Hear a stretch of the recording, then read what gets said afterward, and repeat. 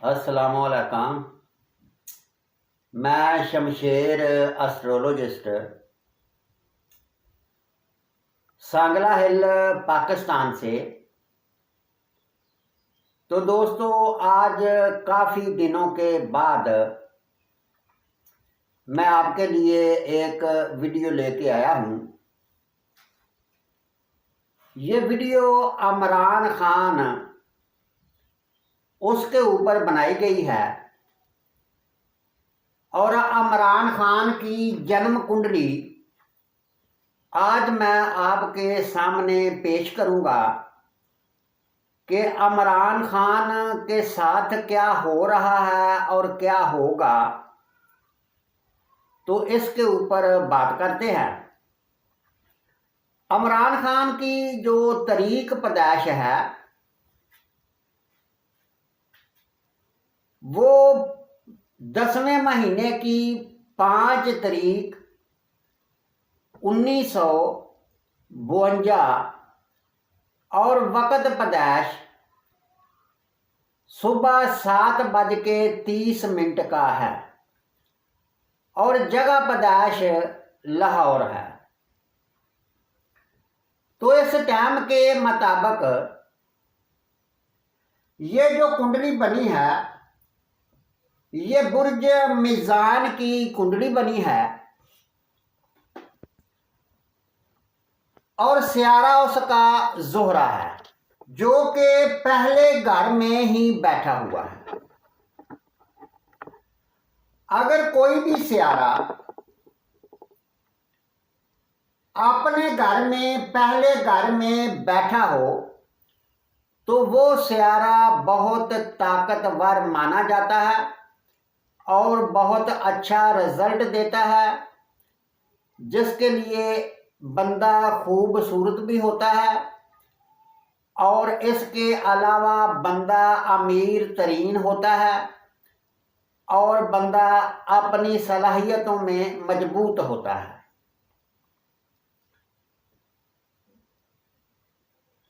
तो इसी तरह अगर पहले घर का जो मालिक होता है उस सियारे को सियारा मुश्तरी या सियारा अतारद या जोहरा यानी पहले घर के मालिक को अगर देख रहे हों तो फिर जो आदमी होता है वो या तो बादशाह होता है या फिर बादशाह को पसंद होता है और उसकी बहुत शोहरत होती है और दौलतमंद होता है और तमाम चीज़ों की उसे सहूलत होती है। अगर पहले घर के मालिक जो है ये पहले घर में बैठा हो और उसको सियारा मुश्तरी या सियारा अतारद या सियारा जोहरा देख रहे हों तो जिसके लिए ये है कि ये सियारा मुश्तरी कुंडली के 7वें घर में बैठा हुआ है और ये अपनी 7वीं नजर से पहले घर को देख रहा है, जैसे कि 1 2 3 4 5 6 7 और ये सियारा अतारद इसको नहीं देख रहा और सियारा जोहरा जो ये भी पहले घर को देखना चाहिए मगर सियारा जोहरा पहले घर का मालिक है।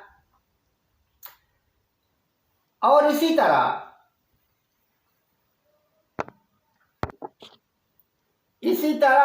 अगर सियारा कमर सियारे मुश्तरी के साथ हो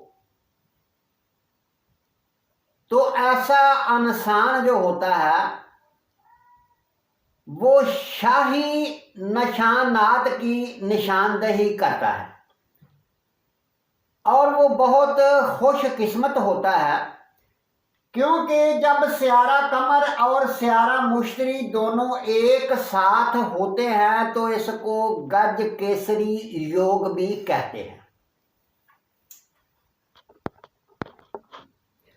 इसी तरह अगर स्यारा अतारद या स्यारा मुश्तरी या स्यारा ज़ोहरा पहले घर के मालिक से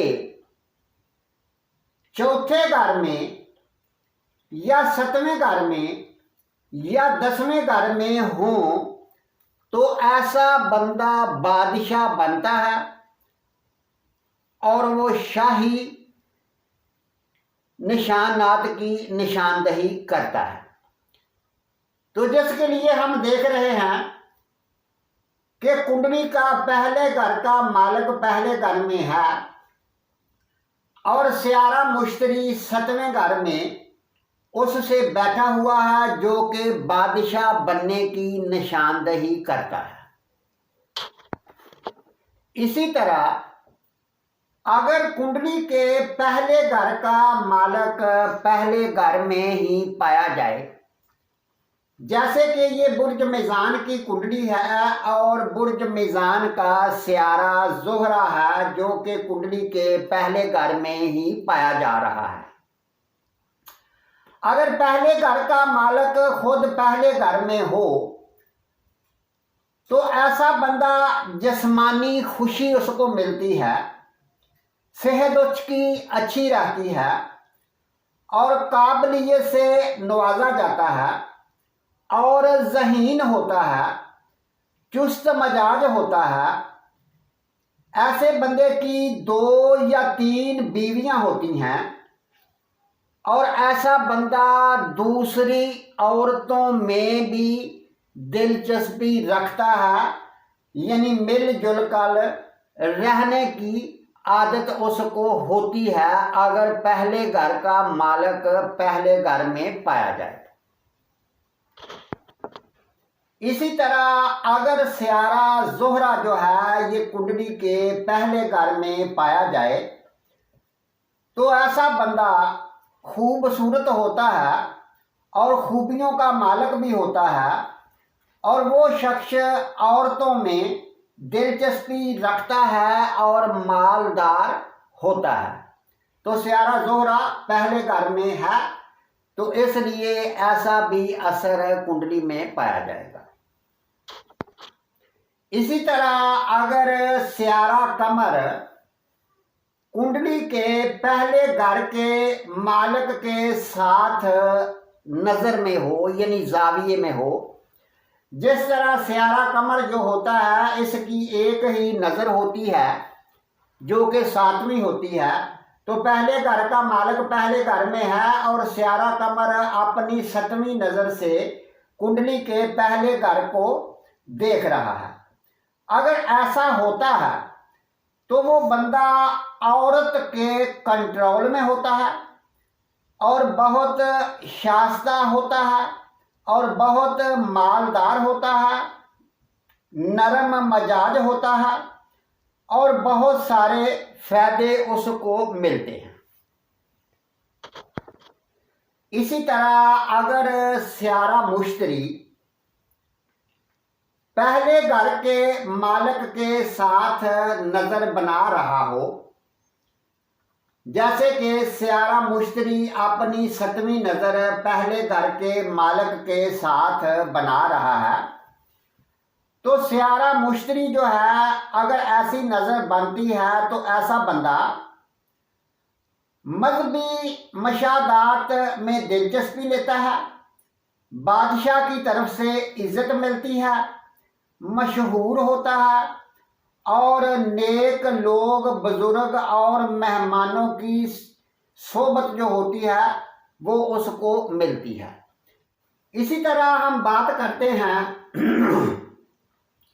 कुंडली के दूसरे घर की, तो दूसरा घर जो होता है ये ख़ानदान से तल्लक रखता है, बंदे के रुपये पैसे से तल्लक रखता है।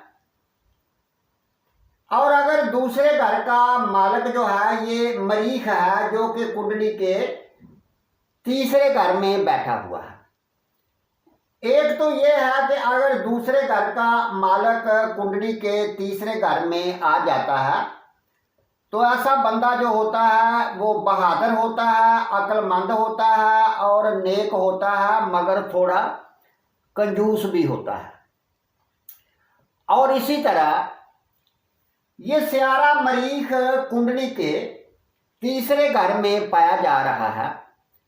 स्यारा मरीख अगर कुंडली के तीसरे घर में होता है तो ऐसा जो बंदा होता है उससे छोटा उसका भाई नहीं होता। अगर होता है तो वो मरीख उसको मार देता है और उससे बड़ा जो होता है उसको भी मार देता है। यानी जिसका मतलब ये है कि इसका छोटा या इसका बड़ा भाई नहीं है। तो इसी तरह हम बात करते हैं कुंडली के चौथे घर की। तो इसी तरह कुंडली का जो चौथा घर है ये बुर्ज जद्दी है और बुर्ज जद्दी का स्यारा जो है ये जोहल जो कि कुंडली के 12वें घर में बैठा हुआ है। यानी कोई भी स्यारा, किसी भी घर का स्यारा अगर कुंडली के छठे घर में, 8वें घर में या 12वें घर में चला जाता है तो वो अच्छा नहीं माना जाता। तो इसी तरह अगर कुंडली के चौथे घर का मालक 12वें घर में जाता है तो ऐसे बंदे को अपने घरेलू खुशी में कमी आती है और बुराइयों का शिकार बंदे को बना भी देता है। तो इसी तरह कुंडली के 5वें घर की बात करते हैं। तो कुंडली का 5वां घर जो होता है ये बंदे की औलाद से, बंदे की तालीम से, महबूब से तल्लक रखता है।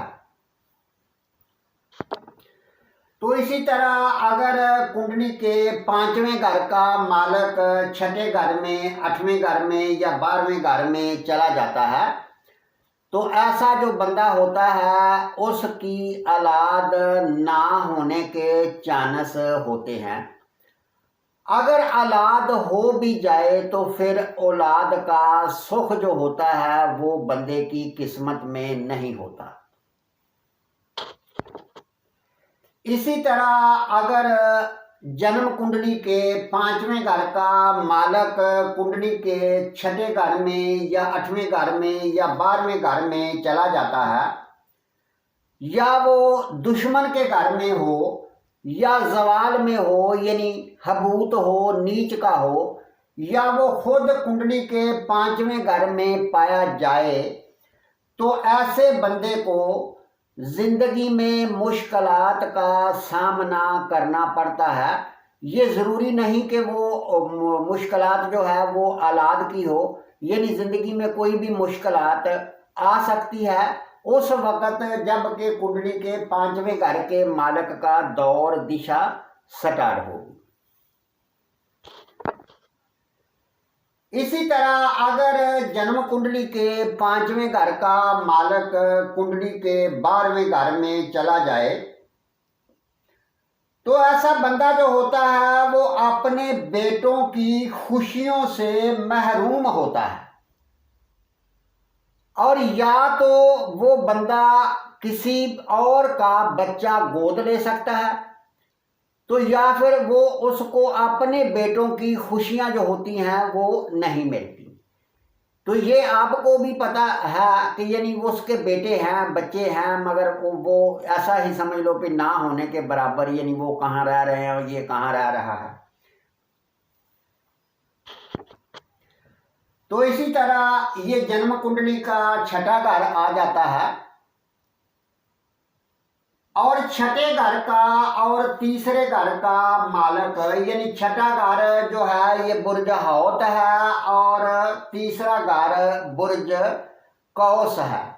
इन दोनों का स्यारा यानी कुंडली के छठे घर का मालक अगर कुंडली के 7वें घर में चला जाता है, जैसे कि छठे घर का मालक स्यारा मुश्तरी है जो कि कुंडली के 7वें घर में बैठा हुआ है। जैसे कि मैंने आपको पहले भी कई मर्तबा बता चुका हूं कि ये पहला घर माना जाता है। यहां नंबर 7 लिखा है, यानी पहला, दूसरा, तीसरा, चौथा, 5वां, छठा और 7वां। अगर छठे घर का मालक कुंडली के 7वें घर में चला जाए तो ऐसा बंदा जो होता है उसको शादी की खुशियां जो होती हैं वो नहीं मिलती, यानी उसकी शादीशुदा जो जिंदगी होती है वो तबाह होती है, बर्बाद हो जाती है। वजह क्या होती है? वजह ये होती है कि ये जो छठा घर होता है ये मखालफत का घर है, ये दुश्मनी का घर है। और मखालफत उठी और उठकर कुंडली के 7वें घर में चली गई, यानी उसकी जो बीवी होगी वही उसके मखालफ होगी और उसके साथ उसकी बनेगी नहीं। तो इसलिए ऐसे बंदे की जो शादीशुदा जिंदगी होती है वो खुशियों से खाली होती है। तो इसी तरह अब हम आ जाते हैं कुंडली के 7वें घर के ऊपर। 7वां घर जो होता है ये बंदे की शादीशुदा जिंदगी से तल्लक रखता है और 7वें घर का मालक अगर अच्छी पोजीशन में होता है तो बंदे की शादीशुदा जिंदगी अच्छी होती है। अगर कुंडली के 7वें घर का मालक खराब होता है या कमज़ोर होता है तो फिर बंदे की शादीशुदा जिंदगी भी खराब होती है या कमज़ोर होती है। तो कुंडली का 7वां घर जो है ये बुर्ज हमल और स्यारा उसका मरीख है, जो कि कुंडली के 3रे घर में बैठा हुआ है। और ये जो मरीख है 3रे घर में 1 डिग्री और 53 दकीके के ऊपर बैठा हुआ है, यानी हर खाना जो होता है ये 30 डिग्री का होता है और जो भी स्यारा 0 से लेकर 6 डिग्री के अंदर होता है वो स्यारा बच्चा माना जाता है, यानी वो कमज़ोर माना जाता है। तो जिसकी वजह से 7वें घर का मालक ठीक नहीं है, वो अपने घर की केयर नहीं कर सकता, वो छोटा है, बच्चा है, जिसकी वजह से ऐसे बंदे की शादीशुदा जिंदगी जो होती है वो अच्छी नहीं होती या वो चल नहीं सकती, या ऐसा समझ लो कि उसको चलानी ही नहीं आती, क्योंकि वो अभी बच्चा स्यारा होता है, उसको समझ नहीं होती कि मुझे ये काम किस तरह करना चाहिए, जिसकी वजह से इसकी शादीशुदा जिंदगी अच्छी नहीं चल रही। दूसरा ये है कि अगर कुंडली के 7वें घर में स्यारा मुश्तरी पाया जाए तो ऐसा बंदा जो होता है उसकी शादी या तो ब्राह्मण की तरफ या फिर पीर सैयद वगैरह जो होते हैं इनकी तरह होती है। और इसी तरह यानी 3 स्यारे, स्यारा मुश्तरी, स्यारा कमर और स्यारा जोहरा, ये 3 स्यारे कुंडली के 7वें घर को मुतासर कर रहे हैं और 7वें घर का मालक कमज़ोर है। तो जिसका मतलब ये है कि स्यारा मुश्तरी और स्यारा कमर और स्यारा जोहरा अपनी 7वीं नज़र से इसको देख रहा है, तो 3 स्यारे मुतासर कर रहे हैं। तो इसी तरह इसकी 3 शादियां जो हैं ये हुई हैं। तो इसी तरह अगर कुंडली के 7वें घर का मालक कुंडली के 3रे घर में चला जाता है तो ऐसे बंदे की औलाद होने में भी मसला पैदा कर देता है या बड़ी मुश्किल से उसके औलाद होती है। अगर कुंडली के 7वें घर में स्यारा कमर पाया जाए, जिस तरह स्यारा कमर कुंडली के 10वें घर का मालक होकर कुंडली के 7वें घर में है, अगर कुंडली के 7वें घर में स्यारा कमर होता है तो इसका ऐसा बंदा मिलनसार होता है, खुश मजाज होता है और अच्छे जिस्म का मालिक होता है, एहसास मजाज का हामिल होता है। अगर स्यारा मुश्तरी कुंडली के 7वें घर में पाया जाता है तो ऐसा बंदा दिलकश होता है और खूबसूरत बीवी उसको मिलती है। तो इसी तरह दोस्तों कुंडली का 9वें घर के ऊपर आ जाते हैं। अगर कुंडली के 9वें घर का मालक कुंडली के 12वें घर में हो या 12वें घर का मालक कुंडली के 9वें घर में हो या पहले घर का मालक 9वें घर में हो या पहले घर का मालक 12वें घर में हो, तो ऐसा बंदा बरूने मुल्क के सफ़र करता है। तो जिसी तरह यानी 9वें घर का मालक स्यारा अतारद है, 9वां घर बुर्ज जोजा है जिसका स्यारा अतारद कुंडली के 12वें घर में अपने ही घर में बुर्ज सुंबला में बैठा हुआ है। तो ऐसा बंदा जो होता है वो बरूने मुल्क के सफ़र करता है। मगर ऐसा बंदा जो होता है अगर 9वें घर का मालक 12वें घर में होता है तो ऐसे बंदे की, क्योंकि ये 9वां घर किस्मत से तल्लक रखता है, बाप से तल्लक रखता है, और इसी तरह यानी ऐसा बंदा किस्मत जो होती है उसकी वो बहुत अच्छी नहीं मानी जाती। यानी उसकी किस्मत में कुछ ना कुछ प्रॉब्लम ज़रूर होती है। ये ज़रूरी नहीं कि वो पैसों की तरह ही किस्मत होती है। किस्मत में बहुत सी चीज़ें होती हैं, यानी और भी चीज़ें होती हैं जो किस्मत में होती हैं। तो इसी तरह ऐसा बंदा मेहमानों के ऊपर खर्च करेगा और इसी तरह वो नेक कामों के ऊपर खर्च भी करेगा। तो इसी तरह अगर 9वें घर का मालक यानी अपने घर में हो, जिस तरह वो अपने ही घर में है, अगर 9वें घर का मालक या इस घर में अपने घर में या ये जो 12वां घर है ये भी इसका अपना घर है, अगर अपने घर में होता है तो ऐसा बंदा अपनी किस्मत जो होती है वो अपने मुल्क में ही बनाता है और उसकी किस्मत अपने मुल्क में रहकर ही बनती है। तो इसी तरह कुंडली का 10वां घर आ जाता है और 10वें घर का मालक अगर कुंडली के 7वें घर में चला जाता है तो 7वां घर बीवी का होता है। तो ऐसे बंदे की किस्मत जो होती है वो बीवी के थ्रू खुलती है, यानी उसकी अपनी किस्मत नहीं होती, उसकी किस्मत उसकी बीवी के थ्रू खुलती है और बीवी के थ्रू उसकी अच्छी किस्मत हो जाती है। तो इसी तरह कुंडली का जो 11वां घर है, 11वां घर बुर्ज असद और स्यारा उसका शमश है जो कि कुंडली के 12वें घर में बैठा हुआ है।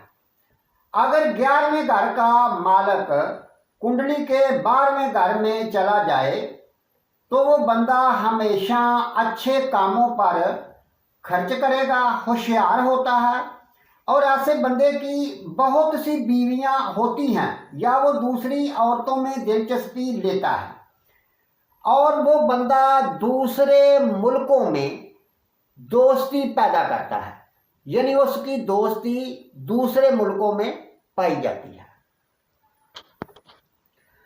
अगर कुंडली के 12वें घर का मालक कुंडली के 12वें घर में ही पाया जाए, कुंडली का 12वां घर जो होता है ये दूसरे मुल्क का होता है, बंदे के खर्च का, जेल का और अखराजात का होता है।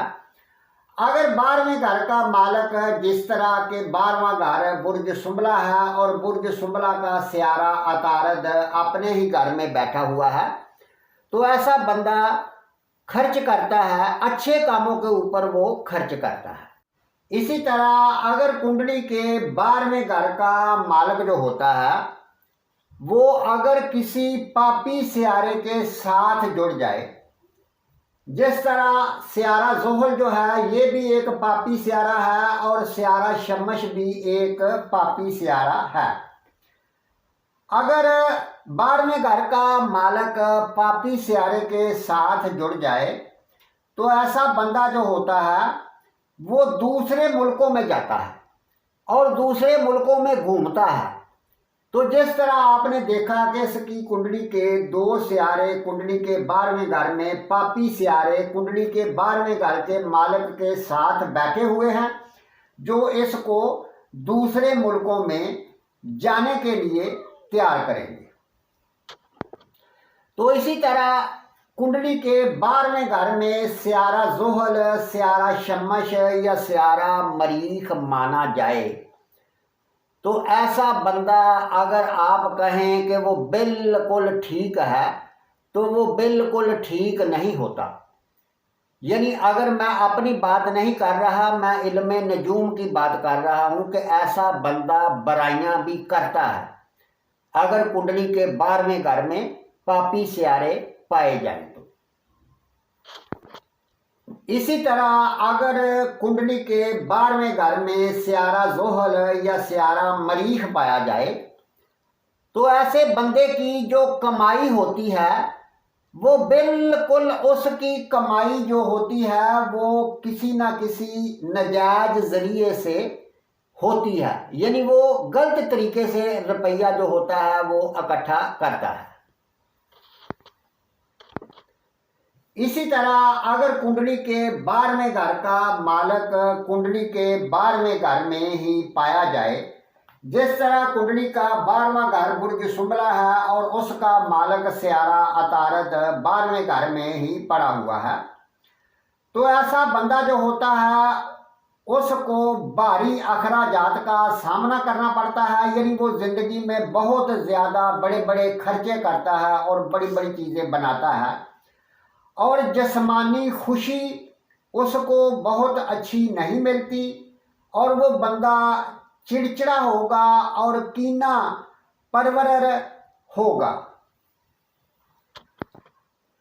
अगर कुंडली के 12वें घर में स्यारा शम्मश हो, जिस तरह के कुंडली के 12वें घर में स्यारा शम्मश बैठा हुआ है, अगर कुंडली के 12वें घर में स्यारा शम्मश हो तो इसका जिस्म बहुत अच्छा नहीं होगा या उसका जिस्म कुछ ना कुछ प्रॉब्लम होगी और उसकी आँख औलाद में भी कोई प्रॉब्लम हो सकती है और अखलाकी लिहाज से ऐसा बंदा बांझ औरत से शादी करेगा और अपने बाप से दुश्मनी करेगा।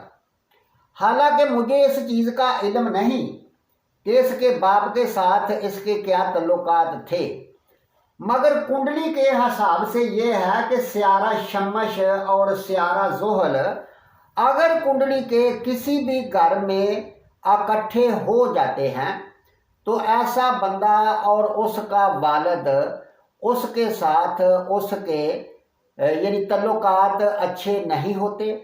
तो या तो वो एक दूसरे के साथ ही नहीं रहते, तो या वो एक दूसरे से यानी उनके तल्लुकात जो होते हैं उसमें फ़र्क होता है।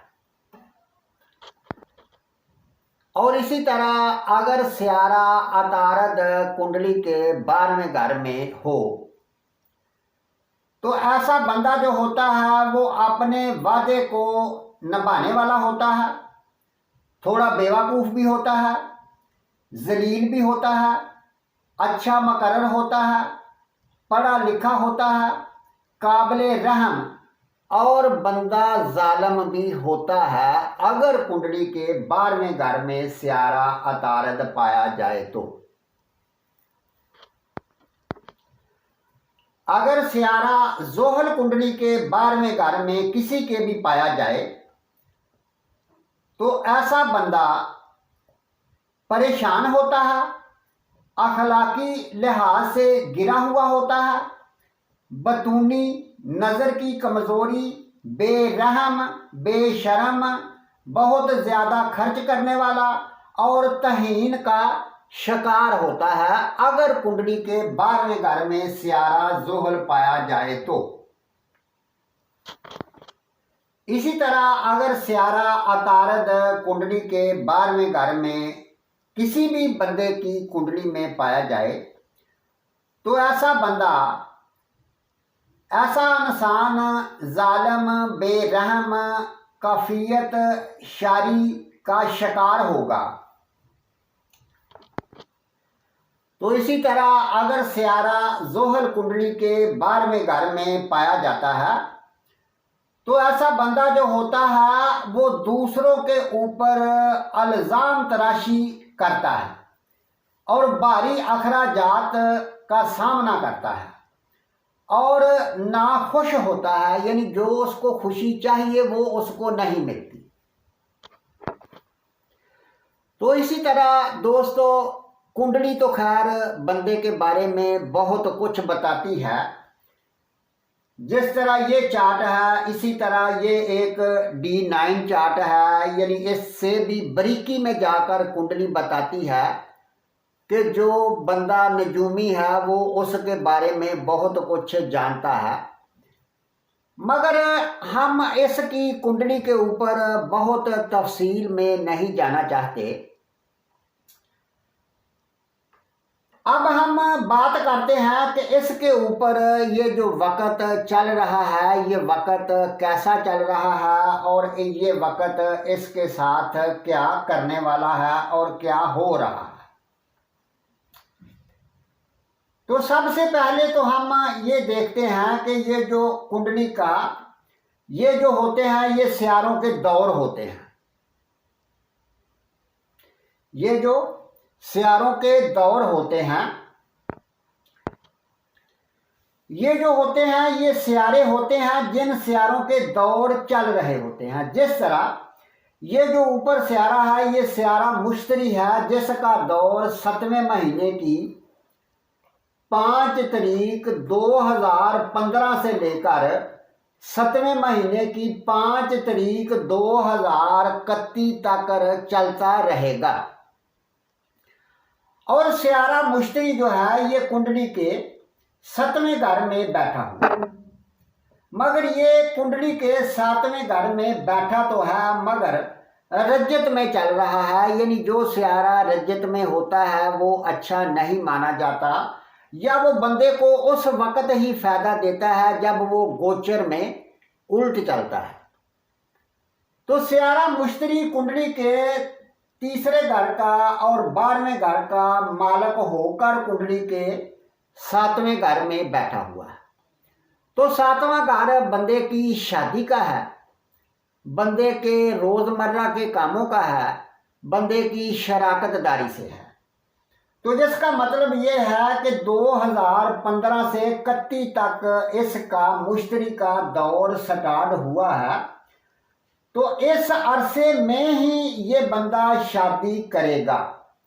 तो ये आपने देखा कि इस अरसे में ही इसने शादी की, मगर ये भी हो सकता है कि अभी 2031 तक इसका दौर सियारे मुश्तरी का चलता रहेगा और ये भी हो सकता है कि इस अरसे में इसको कोई और शादी करनी भी पड़ जाए। तो अब हम बात करते हैं कि इस वक्त सियारा मुश्तरी जो है इसके दौर के अंदर किस सियारे का दौर चल रहा है। जरा बड़ी समझ वाली बात है। सियारे मुश्तरी का दौर 2031 तक चलता रहेगा और सियारे मुश्तरी के दौर के अंदर सियारे केतु का दौर चल रहा है। और केतु जो है ये कुंडली के 10वें घर में बैठा हुआ है और 10वां घर बुर्ज सरतान है और केतु अपने दुश्मन के घर में बैठा हुआ, कमजोर बैठा हुआ है, क्योंकि सरतान जो है बुर्ज सरतान ये सियारे कमर का घर है, अजाले का घर है और केतु जो है ये एक अंधेरे का सियारा है और अंधेरा और रोशनी दोनों एक दूसरे के दुश्मन होते हैं। तो जिसका मतलब ये है कि केतु अच्छा नहीं है। तो केतु का दौर सियारे मुश्तरी के अंदर स्टार्ट हुआ है 6ठे महीने की 11 तारीख 2022 से लेकर 5वें महीने की 18 तारीख 2023 तक। तो ये जो केतु है ये कुंडली के 10वें घर में बैठा हुआ है। 10वां घर होता है रोजगार का, 10वां घर होता है इज्जत का, 10वां घर होता है गवर्नमेंट का। तो जिसका मतलब ये है कि छठे महीने की 11 तारीख 2022 से लेकर 5वें महीने की 18 तारीख 2023 तक ये जो बंदा है इसकी इज्जत में फर्क आ सकता है, गवर्नमेंट इसके ऊपर एक्शन ले सकती है और इसकी कारोबार या मामलात में यानी आपको कमी देखने में मिलेगी। जैसे कि इस तरह यानी ये रेस्ट हो गया है, क्योंकि 10वां घर गवर्नमेंट का ना, गवर्नमेंट इसके ऊपर एक्शन लेगी और गवर्नमेंट इसके ऊपर ये सारा कुछ करेगी, क्योंकि स्यारा इसका ठीक नहीं चल रहा। और इसी तरह 5वें महीने की 18 तारीख 2023 से लेकर पहले महीने की 16 तारीख 2026 तक ये जो दौर है ये स्यारे मुश्तरी के दौर के अंदर स्यारे ज़ोहरा का दौर जो है ये चलेगा। तो जिसका मतलब ये हुआ कि जब 5वें महीने की 18 तारीख 2023 से स्यारे ज़ोहरा का दौर स्टार्ट हो जाएगा, तो स्यारा ज़ोहरा अपने ही घर में बैठा हुआ है, ताकतवर होकर बैठा हुआ है। तो इसका मतलब ये है कि ये जो अगले वाला इलेक्शन है जो कि 5वें महीने की 18 तारीख 2023 के बाद होने वाला है, तो इस इलेक्शन में इमरान खान जो है ये फिर हुकूमत का मालिक बन जाएगा और बादशाह बन जाएगा और इसको कोई भी चीज़ पकड़ नहीं सकेगी। और इसी तरह इसके मामलात जो हैं ये बेहतरी की तरफ चल पड़ेंगे। तो इसी तरह दोस्तों फिल वक्त इसकी कुंडली के अभी कुछ दिन बाकी हैं कि कुछ दिनों के बाद मामलात ख़राब हैं और उसके बाद बस जल्दी चंद दिनों के बाद ही कुछ बेहतरी आने वाली है।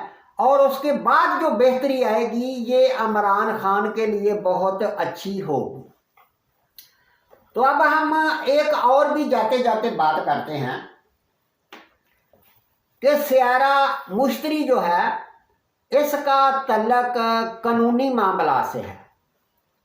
स्यारा मुश्तरी जो है इसका तल्लक बैंक से, दौलत से, स्यारे मुश्तरी का तल्लक तलीमी अदारों से, स्यारे मुश्तरी का तल्लक अदालतों से, जजों से है। तो स्यारा मुश्तरी जो है तो अब हम आपको एक और चार्ट दिखा रहे हैं जो कि गोचर में इस वक्त यूनानी कायदे के मुताबिक स्यारे हरकत कर रहे हैं। तो दोस्तों ये स्यारा मुश्तरी है जो कि मैंने आपको बताया है कि इसका अदालतों से, जजों से, तलीमी अदारों से, बैंकों से, रुपये पैसे से तल्लक है। और ये इस वक्त 28 डिग्री और 28 दकीके पर है जो कि बुर्ज हमल में पाया जाता है यूनानी कायदे के मुताबिक। और इसी तरह ये राहु है जो कि बुर्ज सोर में 3 डिग्री और 57 दकीके पर पाया जाता है। और स्यारा जो राहु है ये मुश्तरी की तरफ बढ़ रहा है और मुश्तरी इसकी तरफ बढ़ रहा है, क्योंकि राहु हमेशा उल्ट चलता है और मुश्तरी या दूसरे स्यारे जो होते हैं वो सीधे भी चलते हैं और उल्ट भी चलते हैं। और स्यारा मुश्तरी जो है ये 28 से 29 फिर 30 फिर इस जगह पर आ जाएगा। तो जिसका मतलब ये है कि ये जो मुश्तरी और राहु हैं ये करीब करीब आ रहे हैं। तो जिसका मतलब ये है कि ये जो मुश्तरी है इसको ग्रहण लग जाएगा और अगले दिनों में यानी अभी कमी बेशी नहीं तो अगले 15-20 दिन तक या 1 महीने तक स्यारा मुश्तरी जो है ये राहु के साथ जुड़ने से ऐसे हालात पैदा कर सकता है कि अदालतों में हंगामे हो जाएं या तलीमी अदारे मुतासर हो जाएं या किसी जज वगैरह का नुकसान हो जाए या फिर बैंक वगैरह का नुकसान हो जाए, इसी तरह के मामलात, या कोई बहुत अच्छी खबर, ये जो अगले दिन है इनमें कोई समझ यानी बहुत अच्छी खबर नहीं देखने को मिल रही। तो इसी